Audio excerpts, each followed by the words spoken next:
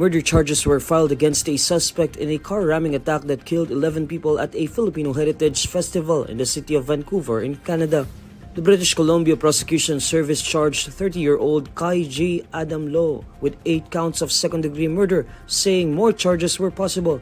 Investigators ruled out terrorism as motive, saying Low had a history of mental health issues.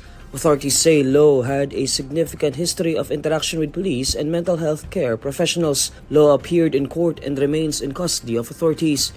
The Filipino community had gathered in Vancouver's Sunset-on-Fraser neighborhood when the incident occurred. A man driving a black Audi SUV entered the street just after 8 p.m. on April 26 local time and struck people attending the Lapu-Lapu Day festival. Police say the suspect was arrested at the scene after initially being apprehended by bystanders.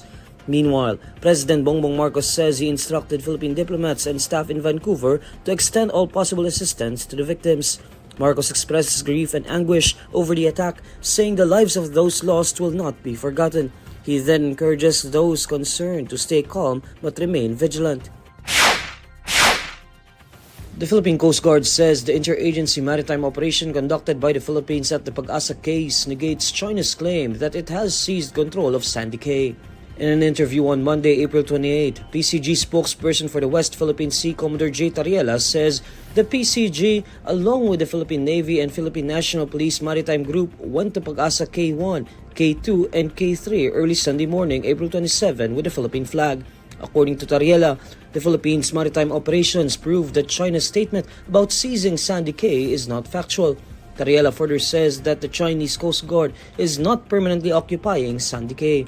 On Sunday, April 27, Beijing state media reported that the China Coast Guard already implemented maritime control over the Sandy Cay, a tiny sandbank part of the Spratly Islands. The report said China Coast Guard landed on Sandy Cay to supposedly exercise sovereignty and jurisdiction over the reef and carry out an inspection.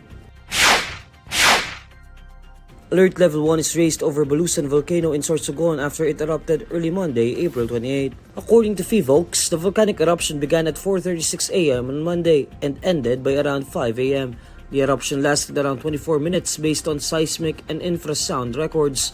PHIVOLCS says Bulusan spewed a bent plume that rose 4.5 kilometers above the crater before drifting west to southwest. State volcanologists also note that rumbling sounds were reported by local government officials approximately 15 minutes before the eruption and were recorded by infrasound sensors. PHIVOLCS then raised the volcano's alert level from 0 to 1. According to PHIVOLCS, this means that Bulusan is currently in a state of low-level unrest with chances of phreatic eruption succeeding Monday's incident. Aside from the eruption, several factors led to the increase of the alert level. State volcanologists say ashfall was reported in barangays Cogon and Bolos in Erosin Town and in barangays Puting Sapa, Guruyan, Buraburan, and Tula-Tula Sur in Huban Town.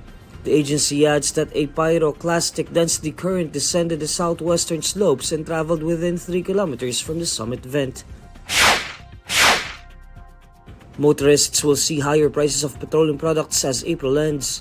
In separate advisories on Monday, April 28, fuel retailers say gasoline prices will go up by 1 peso and 35 centavos per liter beginning Tuesday, April 29. Diesel will also see a hike of 80 centavos per liter, while kerosene will be 70 centavos more expensive per liter.